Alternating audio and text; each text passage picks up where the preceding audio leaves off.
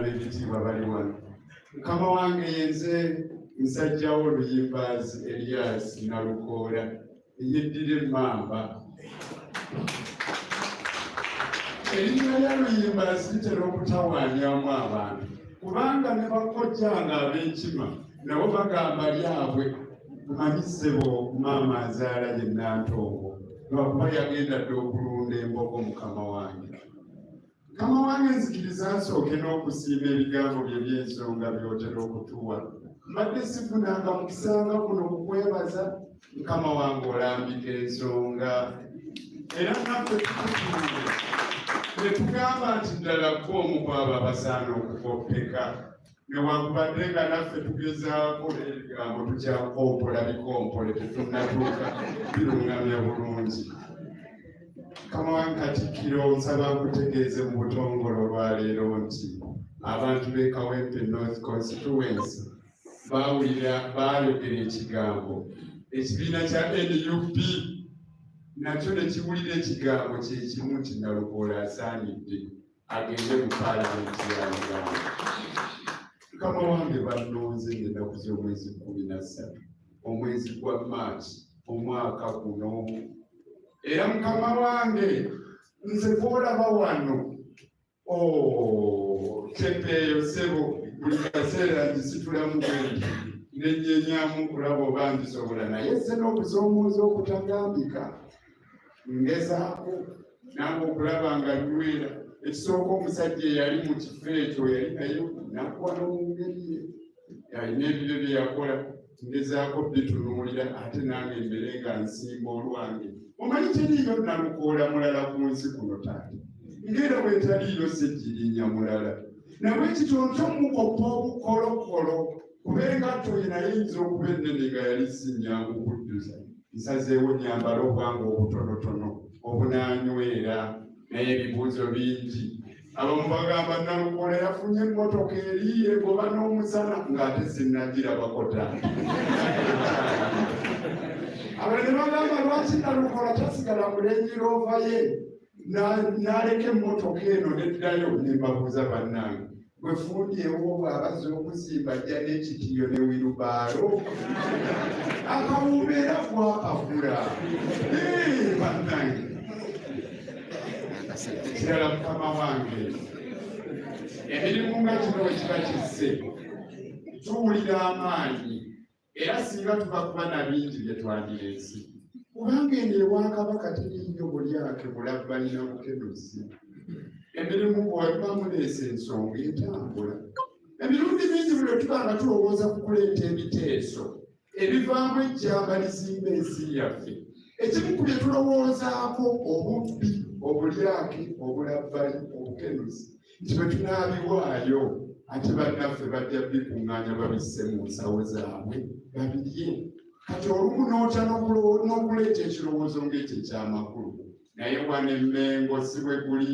Era taata tumulira emirembe bwe tuba nga tuwaayo. Ekitulemesa kiri eki omuyonjo omutono gukyamya enkoko ekyensuti.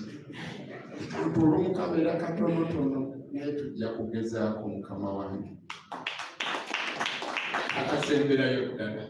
Oluvannyuma lw'okuba nga tumaze okulaba nti Emmengo teri bulyake bulabbalina bukenusi, lwaki tetuba ku gavumenti eya wakati amagezi nti bwebanga ekola enteekateeka ebeere n'ettengetenge eritegeerekeka enoonye we lisobola okuteekebwa Emmengo lisobole okukola emirimu gy'abantu kuba yeeremereddwa.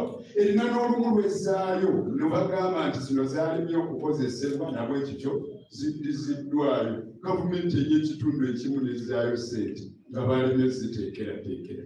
Ekirala era neebuuza lwaki gavumenti ya wakati tereete ssente zonna zirina okuweebwa Mmengo ku byobukola byayo so nga n'endagaano weeziri. Essente bazireete kubanga tukitegedde nti ne bwe ziba zituuse wano si zaakwonoona wabula zikola ebintu eby'ensonga ebigenderera okukulaakulanya omuntu omunnayuganda. Ne bwekiti ssente ezo zisasulwe. Mukama wange nze nkuwa essuubi nti njagenda ewa mukama wange atutwala mbeerenga mubuuza ngeri ki entuufu gye tuba tubumbabumba ensonga eyo eddoboozi lisigale nga tujjukiza abawakati nti baleete ssente z'emmengo zikole emirimu egy'ensonga ate nga sizakubba. Mukama wange nkusaba onsonyiwe bwe mba nkandaaliriza nnyo nga njogera ebigambo, era nkusaba onsonyiwe ensobi zeekoze nga nnamba ebigambo. Naye nzikiriza nsiime Ssaabasajja Kabaka olw'omukisa gwe yampa nange okufuuka omukungu neetuula ku lukiiko lwa Bukadeefu. Omusajja munnassaayansi Robert Hooke yawandiikira munne ebbaluwa Isaac Newton n'amugamba bwe mba nsobodde okulengera ewala kivudde ku kuyimirira ku bibegabega by'abasajja bannaggwano. Nze nange nasitulwa ne nnengera ewala ssebo kakati labayo bwenzize nga nnyina ccepe. Mwebale nnyo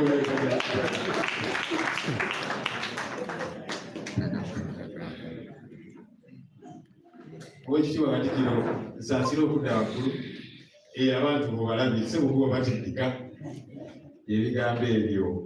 Nsaasira okudda waggulu okusookera ddala okumanjula munnaffe atwegaseeko Sarah Mukisa Muwonge eyo administrator waffe ku kibiina era ye personal assistant wa president waffe Kyagulanyi Ssentamu. Akutubidde nnyo Mutowo, akutubidde nnyo. Batowo olina bangi, olina Honorable Wakifumbi, naye ndi Mutowo n'Oweekitiibwa Kyagulanyi. Mutowo akutubidde nnyo era tetukoowa otera okutuyita nga mukulu waffe otwabula wala netwogeramuko ku bino n'ebirala sebo tetukoowa. Tugenze tulaba nti kakati 13.5 billion is not a very smart figure. Katikkiro is a very smart man. Abasutike nasala akaviri tukole kafeera kati tukalondinge off tulina figure eri smart tugiroundinga off to 15 million shillings. So the bills tugenda okufuna ya miliyoni 15. Mukama wange zikiriza tumalirize saidi yaffe mu ddakiika 2 manye obudde okutwala sipiidi. Omukulu ono mu butikitiki 30 omwaka w'ekitundu kino. Honorable Rebecca Kawalya ayogerere obutikitiki 30 tudde eri Oweekitiibwa Katikkiro.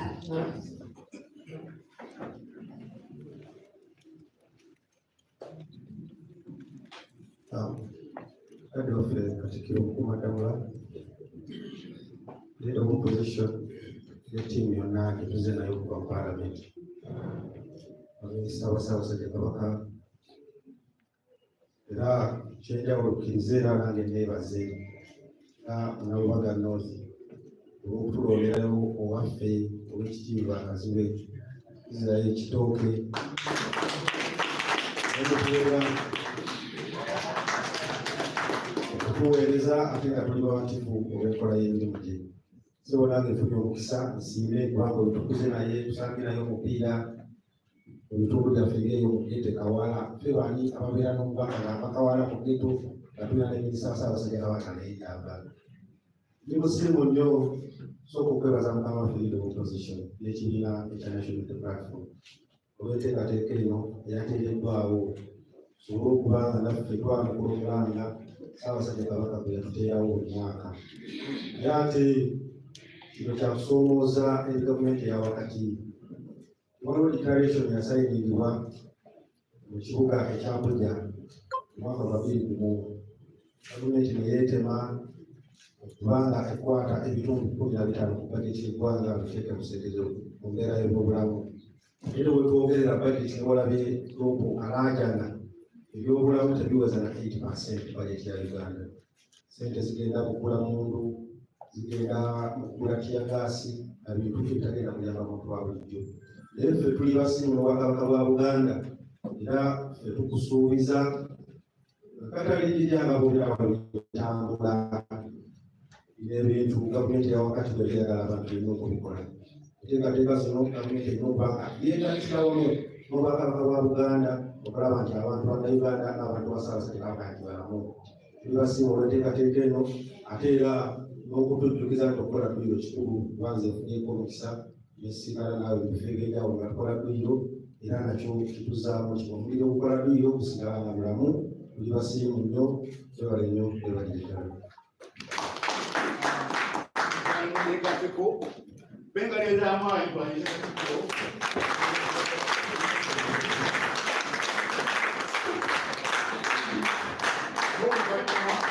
etakuwa mkulu kwasa obujulu.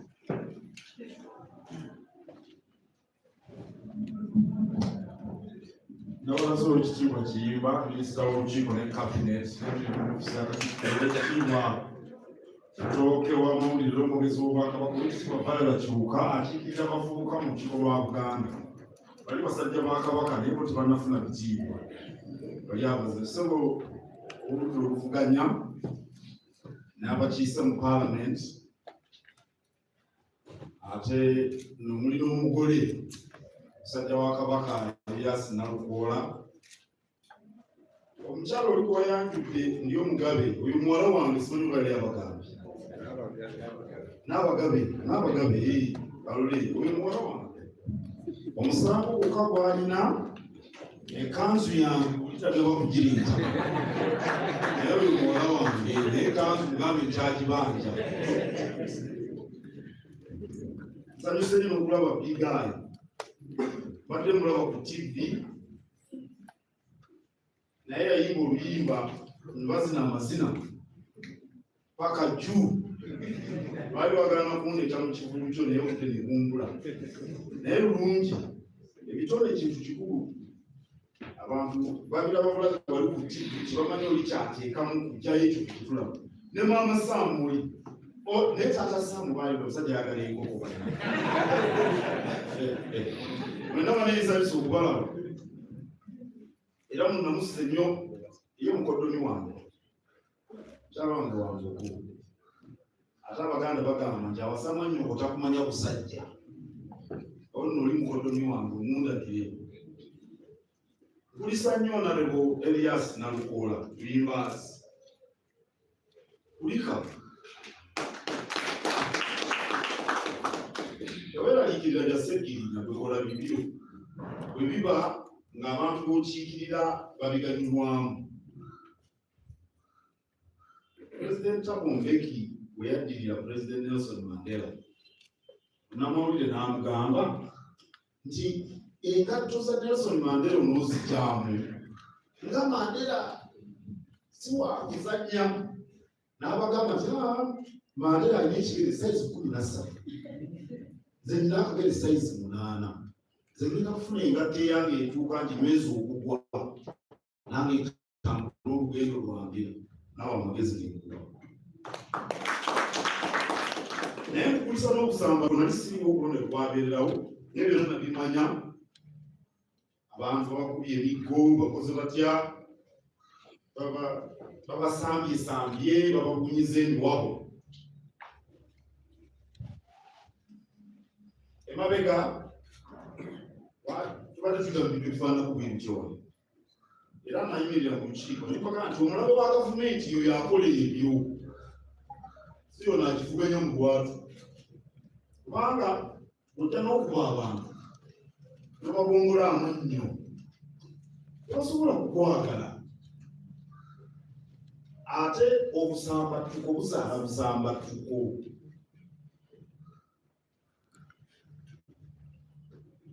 Ensi tugiryako makoola,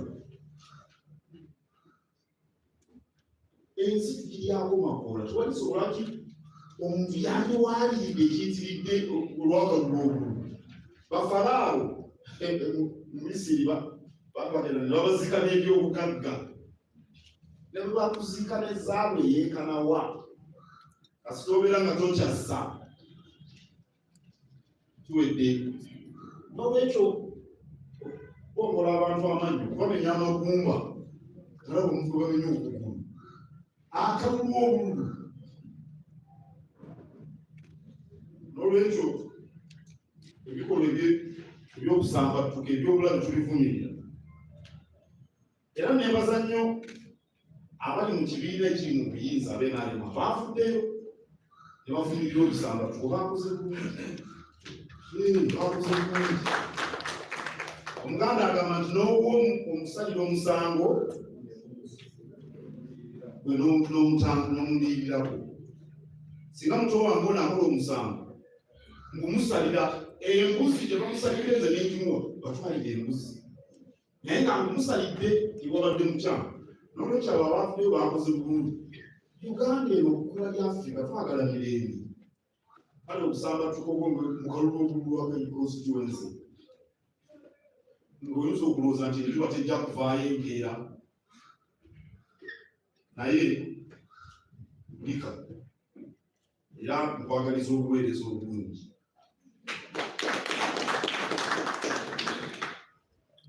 Tuli mu kulwanyisa Mukenenya, tuli mu nsonga ya byabulamu era kirungi nnyo mwe ng'abakulembeze bwe muvaayo nammwe ne mulaga nti kaweefube ono mumuwagira. Simanyi oba omukulu ono akulira oludda oluwabula gavumenti akimanyi na bano bazze nabo siriimu asaasaana mu nkuŋŋaana z'ebyobufuzi. Simanyi oba naleko nalukola amanyi siriimu yasaasaana ekaweepe.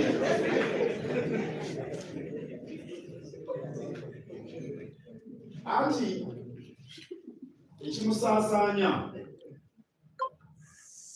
omuganda ganti olw'ennyimba mbi ayimbira mubabe mwena mukuŋŋaanye mwena muyimba Nuuku Nalukoola waffe agenda kuwangula essanyu ly'okubatta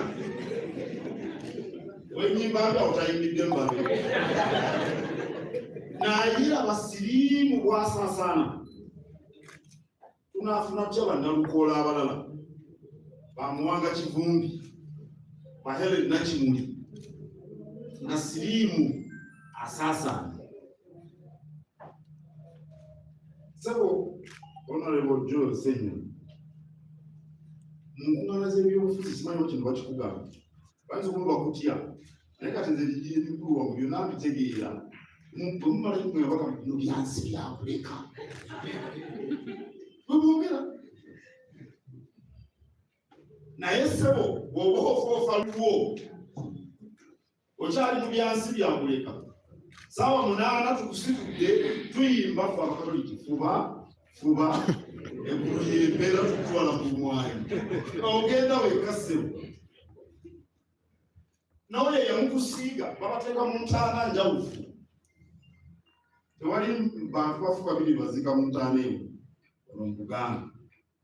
N'olwekyo bwe kirowoozeeko era mbasaba kuba abawagizi bano babawuliriramu ensonga zino muzoogereko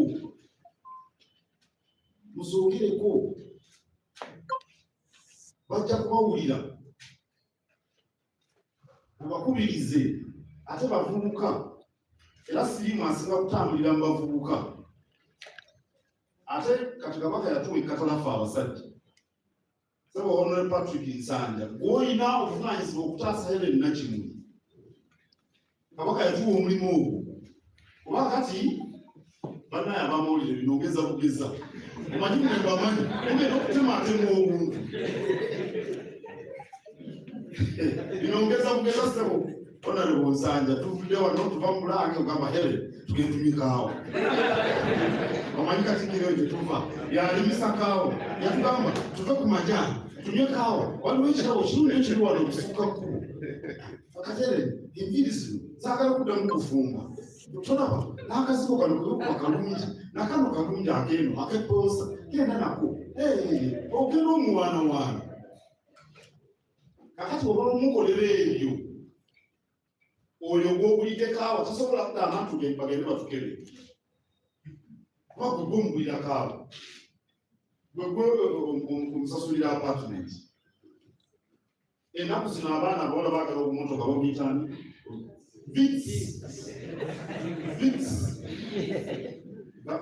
mukalisobiso bagamba bwe baba bakooza bakoleza mu simu omaze okumugulira kapiti tasobola kugamba nti tube beegendereza kyokola ku musajja gw'olina okuba omusajja obaddala otaase omwana ow'obuwala. Mbadde wano n'aba Uganda Insurance Association naye banyumiza omusajja gwe baleeta okumuloopa ewange mwe katikiro bamulopera buli kimu.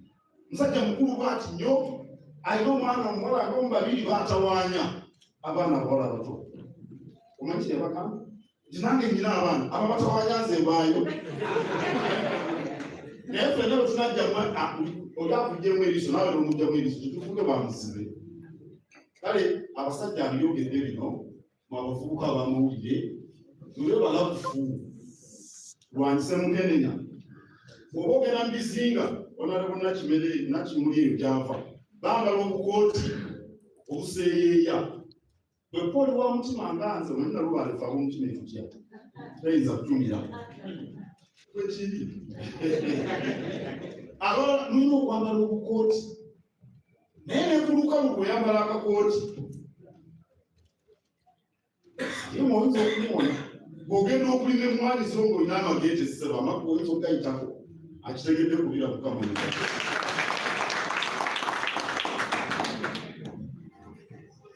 Nsanyukidde nnyo obubaka bwe muwadde ku nsonga z'ebyobulamu era temukoowa. Uganda bw'etaasoosowaze byabulamu bino bye bagamba tugenda mu byanfune yaddeko byakwebinga. Kati mu East Africa mukimanyi nti ffeffe tusinza abantu abakwatibwa obungi siriimu ng'ate kabaka afubye lukyali kitalo nga kitiisa n'aba-UNAIDS kakati kikeereddeko naye era abakenya bakyatusiima. Abakwatibwa abapya beŋŋamba abakwatibwa abapya ne ssente ze tusaasaanya ku byobulamu mu East Africa ndoza waffe tukwebera oba bagambye Burundi bagambyani. N'olwekyo olutalo lw'ebyobulamu lukulu tubeere balamu lwe tujja okusobola okukola tuze Buganda ku ntikko ne Uganda eddemu efuna ekitiibwa kyayo ekyabiweesa erinnya erya eddulu lya Africa. I'm very happy to receive the leader of opposition and members of parliament from the National Unity Platform. I congratulate the Honorable Elias Narukola Uyimbazi upon winning the by-election in Kawempe. It was marked by lots and lots of violence, which we condemn. Uganda ought to be a peaceful country. It's big enough for everyone. And there is no reason for unleashing violence against the population in the name of an election victory. Violence breeds violence. Violence creates lots and lots of enemies for government. Because most people seen perpetuating violent acts are members of the security agencies, which are under the control and command of the president, the ministers, the executive in particular. So we want to witness peace. People should compete in peace. The winner is declared, the loser congratulates the winner, they go for a cup of coffee. We need to get that kind of level if this country is going to develop. So I was, and my colleagues here were very disturbed by the violence we witnessed in the by-election in Kawempe. But I was quite impressed by members of the NRA who condemned the violence. You see, it's a mark of being civilized to acknowledge a mistake when it takes place. So we should all collectively condemn violence in the country. And there is a lot for us to share, all of us together in peace as brothers and sisters.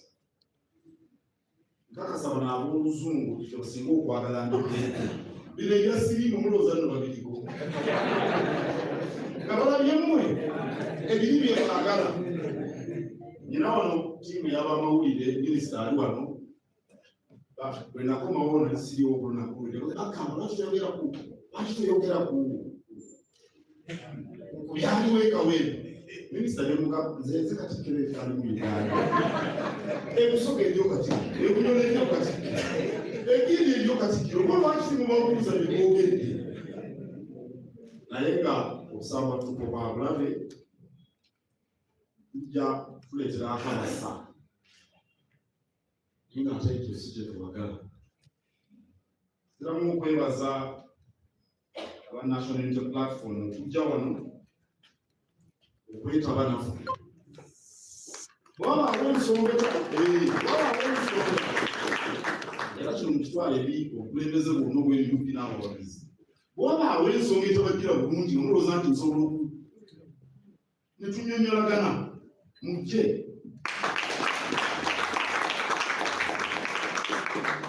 Bambuulira bano nze sibeera nnyo ku mitimbagano naye ttiimu weeri bagamba nti balina okabavubuka bambadde okukofiira bakuvuma ebigambo byonna ebyambikika. Nono omuto wange nakimugamba naye naawe ndowooza lwoku nakikugamba kati ne bagamba abaana abo kiki ekibatabudde ekibatabudde akati mwe mulaba abakulembeze nti waliwo ekitajja bulungi muno mbagambe nti kiki ekibatawaanya kubanga nze nzikiriza nti abantu bwe batuula ne babeera mmwe ne mutuula n'abagavumenti mu bwesimbu ne muteeseganya era ensi zonna bwe zikola kakati nammwe bwe muba mulina ebibaluma eno kati kubanga kati bw'oba kivundi wa Mumonge oli wa Nnyonyi wa Mamba naki era mutya okubaako ebibaluma mu Buganda ate bisobola okweyunga ku byobufuzi bye mulimu mujje muntuukirire mubaye kino kiki ekitujjidde bulungi atotwamubyogeraga abafuuka abo aboogera ebigambo nga bagamba mumako musirike kubanga bimwogera temubimanyi omusajja mulokole Yesu bamukomerera bwebati n'abagamba bano basonyiwe abamuvuma yabagamba ati asomye kubanga tebamanyi kye bakola kati mwe mujja kubagamba bwe mutyo tumusirike bimwogera temubimanyi naye mwebale kujjera mukolanga bwe mutyo bulijjo wano wammwe gano bwe butaka mwaki yenna amanyi nti Kabaka ye nannyinimu n'olwekyo buli omu mwanza nsanyusa nnyo Katonda abakuume.